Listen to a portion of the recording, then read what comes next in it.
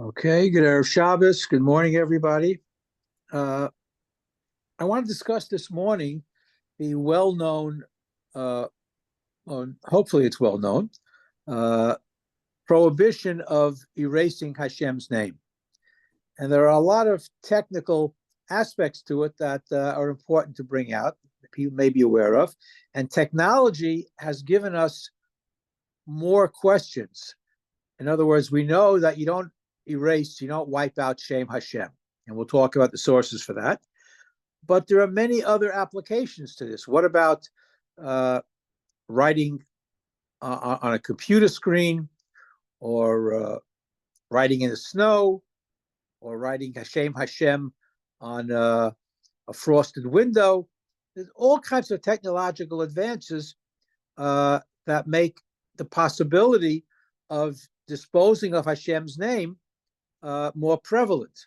There's a lot more printing going on, and you can't put everything in a Geniza because that becomes, old Sfarim.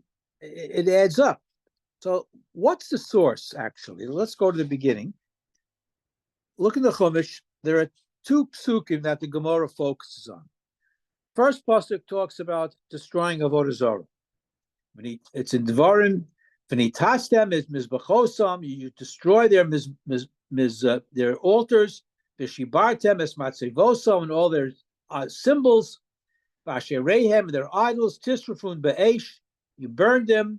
Upesile Elohehem tegadeyun. You just get rid of all of their three-dimensional images. V'baditem es shemam min hamakamahu. When you enter Yisrael, get rid of all the Avodah Zarah, all remnants of it, physical remnants of the Avodah Zarah. And the immediate pasuk right after that, however, lo sa'asud kain l'Hashem Elokeichem. You don't do the same thing regarding Hashem. And the juxtaposition of those two verses, the Gemara darshans out that just as you are to destroy Avodah Zarah, you are prohibited from destroying Shem Hashem or anything to do with Hashem. And meaning anything that's, and it's an actual love to erase, to destroy the Shem Hashem is a love. It's a lo sa'aseh, a negative commandment, and you get makos for it. The Rambam says it very clearly. Kol ha'ma'abed Shem min Hashemos, any one of Hashem's holy names, Shemos HaKadoshim, V'atahorim, right? Any name that refers to Hashem, lokem in Torah. If you erase that name, you get makos. And again, he quotes these two psukim. Now, I should mention that what is considered Hashem Hashem? Yud Kei Vav Kei, Elokim. These specific names are referred to Hashem. Any of the kinuyim, any of the attributes, for example, Rachum, Chanun, and in English it would be, for example, the word God or Lord. The English translation, that does not have the equivalency of Shem Hashem, the holy name of one of Hashem.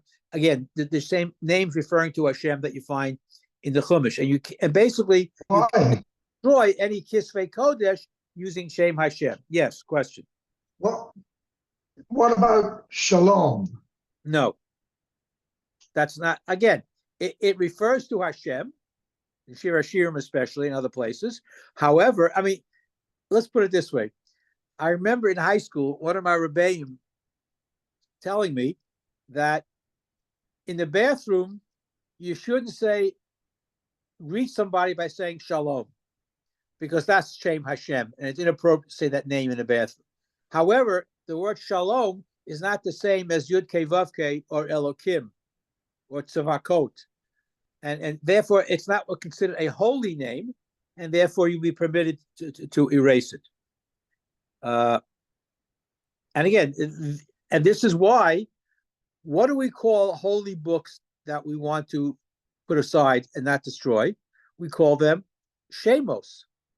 Shemos refers to the names of Hashem, which are included in there that you don't want to destroy.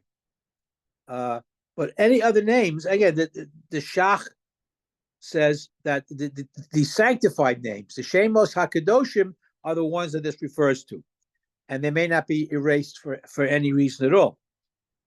It's interesting that Rav Moshe Soloveitchik, the Rav's father, he said that the prohibition of erasing Shem Hashem, it's irrelevant whether the purpose is for a destructive or a productive purpose. He says he makes a distinction between those two purposes. And basically, the prohibition against destroying Torah materials, put it that way, only applies if it's destructive. I will come back in a moment to what a positive destruction of a Shem Hashem could be. It may seem contradictory, but we'll get to it. The question, when the printing of Divrei Torah and Sfarim became prominent, so when the printing press was invented and the contemporary printing press, before you publish a sefer, you produce galleys from which the print is made. A galley, it could be a type setting, it could be a rough copy, it could be on lead, where the New York Times used to be made. There are different processes in printing. The question is, can you erase galley proofs? Or, as I say, the hot lead printing process, which they used to use before they had computers, they would melt it down and then recast it again to save lead. But all of these things, it's an interesting question. And again, is it destructive? Is it a positive thing? Galley proofs are not meant to be permanent.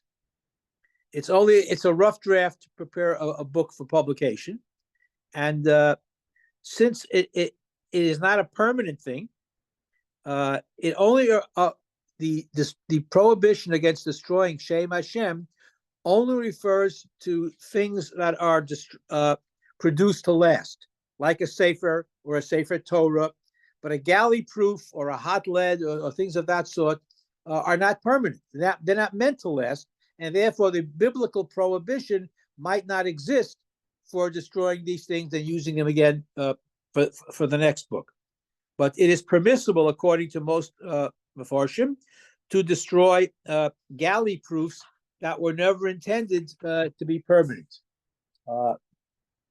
Similarly, Rav Yitzchak Elchanan Spector, after whom YU is named, the Shivas Rabbeinu Yitzchak Elchanan Spector, he said that people should say, specifically when they're producing a galley proof or a rough copy of something, that this is not permanent and this is not imbued with any inherent kedusha or sanctity, and therefore they can be disposed of without burial. We'll talk about how in a moment. Every Shabbos, many people read the Jewish Link, the Jewish Press, even the Standard on occasion, which has Divrei Torah in it. Can you throw these papers into the garbage? There's a lovely Divrei Torah in these newspapers. These are different than galley proofs.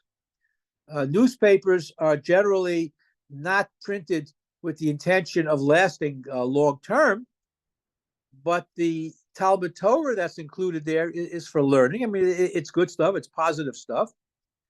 And it can last for a while. People do, if they come across an interesting Torah, they might clip it, cut it out, or put it in the scrapbook, or save it. But what if you just read it to enjoy the Torah? What do you do with the Link or the Jewish Press after you finish reading it? Do you have to put it in a Geniza, or put it in Shemos to be buried because it has Divrei Torah? Not necessarily Shem Hashem, but it's Divrei Torah. And as an extension of not throwing out a Sefer Torah, throwing out a Chumash, if something has a Dvar Torah in it, it has a certain amount of Kedusha attached to it. You don't throw it in the garbage. So there are Mefarshim, Poskim, who would say that even though it's not the same as a galley, it's in the same category that might be allowed to be disposed of without putting it in Geniza. There are others who say, no, it's a Dvar Torah, and therefore it has to be put into Geniza. So it would be a problem to all the people that get the weekly newspapers, have a stack of papers with Divrei Torah in it. at some point you have a lot of paper to bury. But I think we can rely on Rav Moshe Sternbuch. Moshe Sternbuch, Moed Muzman, a very famous posek in Israel. He was a student of the Brisker Rav, and he says that if you take Kisvei Kodesh, well, not really. I mean, a newspaper article is not really Kisvei Kodesh, but things that have Divrei Torah in it. If you take Divrei Torah and you wrap it in a plastic bag, and newspaper comes in a plastic bag, save that plastic bag, put the paper back into the plastic bag mitigates the bizoyon, the denigration of Kisvei Kodesh, and therefore he allows you to put it in the trash if it's wrapped in plastic. It kind of mitigates the destructive effect of it, perhaps. So I think we can rely. He's a big enough posek, and we can rely on him. Otherwise, you'd have a stack of papers that are very, very big, requiring geniza. And there are organizations that have truckloads of svarim to be buried. You don't always have that many graves to bury svarim. It's a lot of old svarim to bury. Wally. Shul, yeah. Let Dusty go first. Okay, you have to put the paper into recycling, and you're not allowed to put plastic in the recycling. Interesting point. So maybe, all right. I was just going to say that. Yeah. That's an interesting, I hadn't thought of that. That's a very interesting point. You can't put plastic in the recycling. That's an interesting question. So what do we do? Unless you just bypass the recycling and put it in the garbage, which occasionally people do. I mean, that's an interesting question. I don't have an answer. That's a very question. In New York, if you put paper in the regular garbage, they ticketed you. They ticket you. They had inspectors actually opening up garbage bags, and if there was recycling in it, you got a ticket. That's fascinating. I know that in Woodmere and in Lawrence, they separate the paper and the cans for you. You put everything in one big garbage cans, and they do it. They separate it for you. So that's what the taxes are. What they are. It's interesting. Get in plastic. That's a very all right. So then you may have to put it in geniza. Cut out the divrei Torah. That's a fascinating question. That is a fascinating question. I know that with esrogim of Shemitah, you wrap it in plastic and throw it out. But that's already garbage. That's not recycling. That's interesting. That's a very interesting point. I have to think about it and maybe ask a question. Wally. Yes. So how about taking in papers like the Link or the Jewish Press that have the Divrei Torah into the bathroom? Yeah, that's an easier question. I mean, you shouldn't. Well, again, if you're reading the news items as opposed to Divrei Torah, you shouldn't obviously be reading Divrei Torah while you're in the bathroom. So I would assume that one should not bring that into a bathroom. I would think that would be inappropriate. Whether you're reading the Divrei Torah or not, that might be inappropriate. Let's put it that way. Right. But the getting rid of it, it may require geniza if they are Divrei Torah. Again, I am sure there are those who are makil.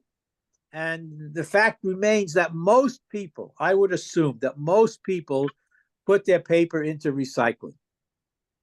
And if recycling might be considered a less offensive way of getting rid of paper because they recycle it again.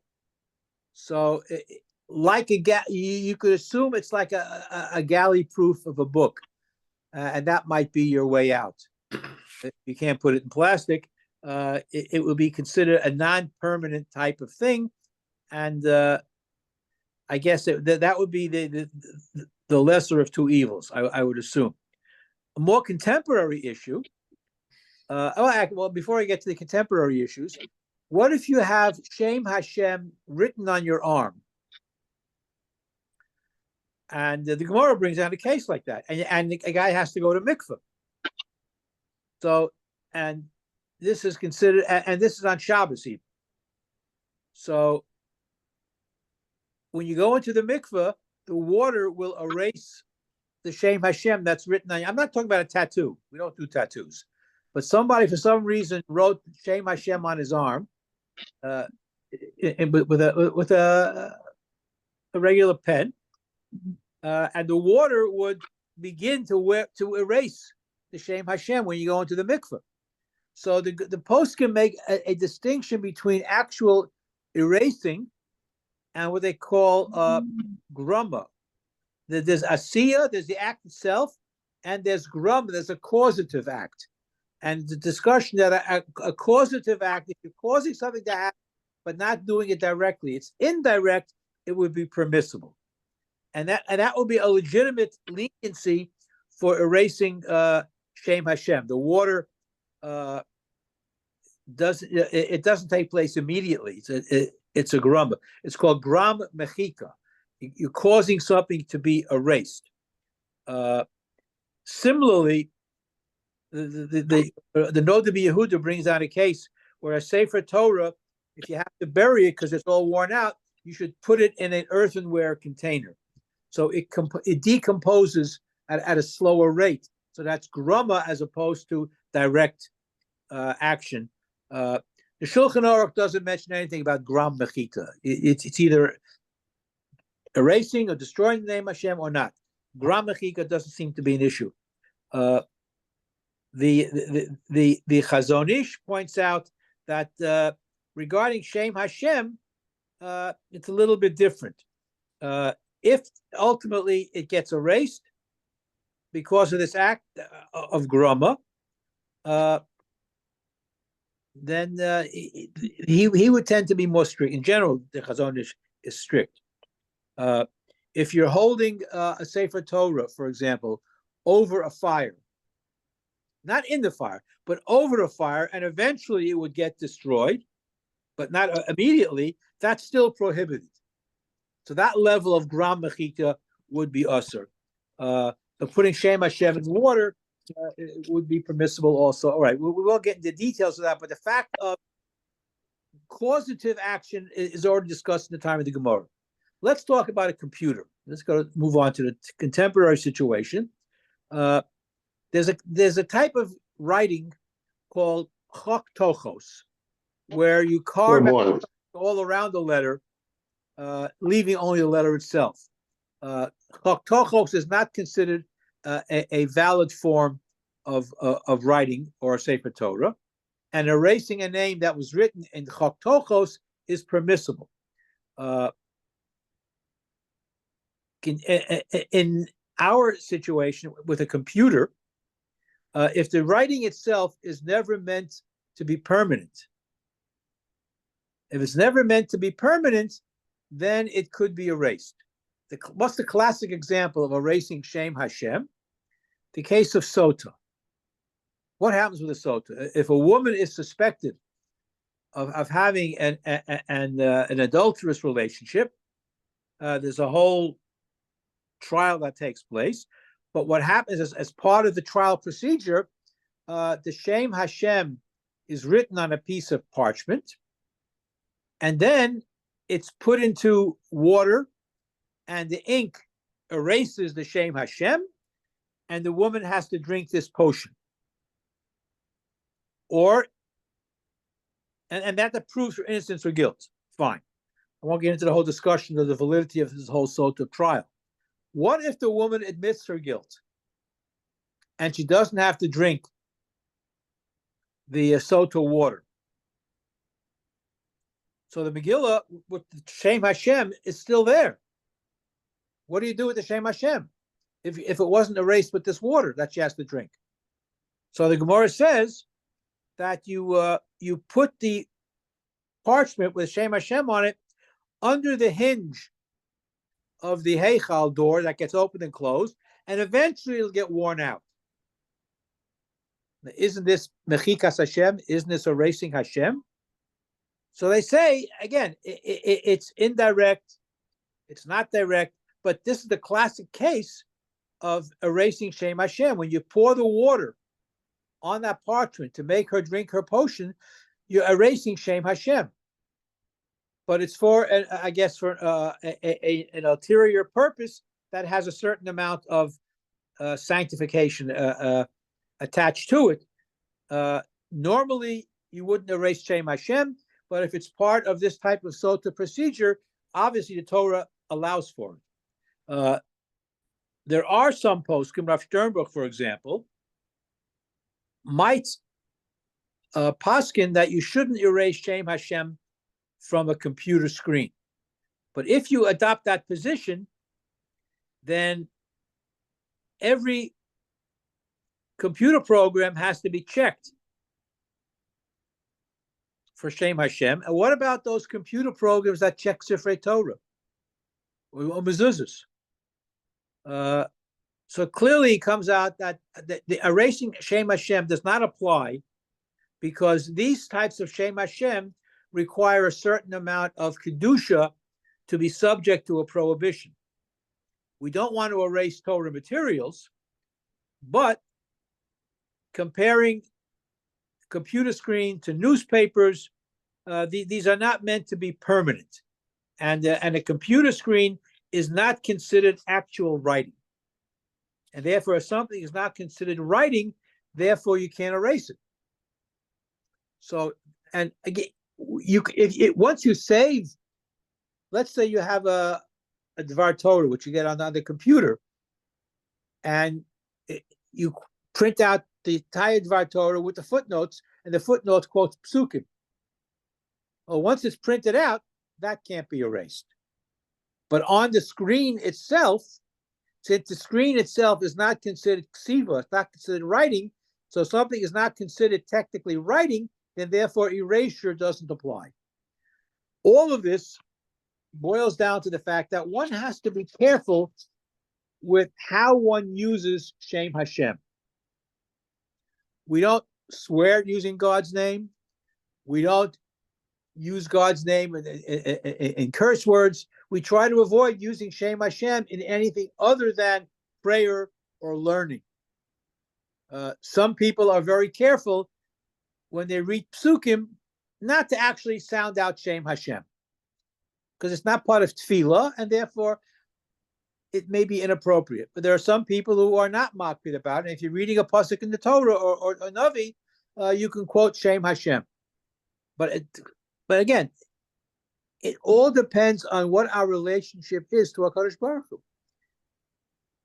If you're that close to Hashem, that you have a close relationship, when you're reading a pasuk, you can say the Shem Hashem, you can read it out.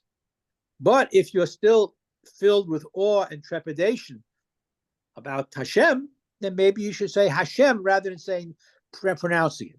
There are two different schools of thought, and both would be acceptable. But the bottom line, if you have Shem Hashem, for example, there are certain items of kedusha that we're very careful not to put in the garbage.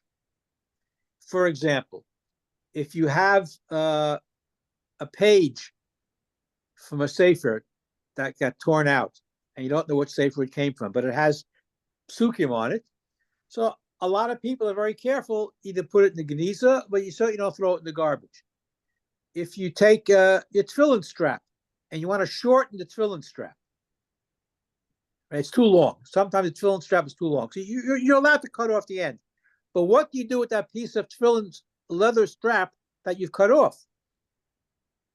You shouldn't throw it in the garbage. And many people use the tefillin strap as a bookmark. So it all depends on what your attitude is to things that are possessed of a certain amount of kedusha. Obviously, psukim, chumashim, sidurim, sfarim have to be buried if they're worn out. Erasing Shem Hashem, if it's on a page that is a permanently printed page, again, requires geniza. The leniency for newspapers, wrapping them in plastic where you can, and even if you can't, then because of the recycling, the fact that it's recycled is not the same as destructive. So you can use that as something to hang on to. When you recycle paper, it's used to publish again. So if you're recycling something, it's not total destruction, and therefore it might be permissible. But the question of wrapping it in plastic before it gets disposed is an interesting question that we have to look into. But again, the newspaper itself is not something of permanence. And even though it's not the same as writing Shem Hashem on a frosted window or in the snow, because these are not permanent types of writing, and they're not considered ksiva. You can only erase something that is written. Printed, if it's meant to be in a book, that's permanent. If it's not in a book, then the permanent aspect of a newspaper is not the same as a sefer. So one can Wally, be careful with Shem Hashem. Yeah. can you take the Jewish link or the Jewish standard, instead of putting it back in plastic, wrap it up in an old New York Times or Yeah, old that's paper? that. Nathan, that is a brilliant suggestion.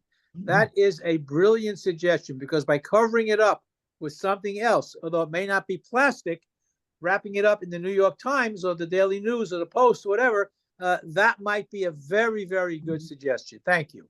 That is a great, great idea. I should have thought of that myself. I think it's a busha to wrap it in the Times. Well, what that's I won't get into the politics of that. So you can take the Jerusalem Post or Hadoar if you want, or whatever. Yeah. Question. I know it's not Shem Hashem, but I know that a lot of people, when they're writing like the word God in English, and if they're referring to other religions, it would be a lowercase g.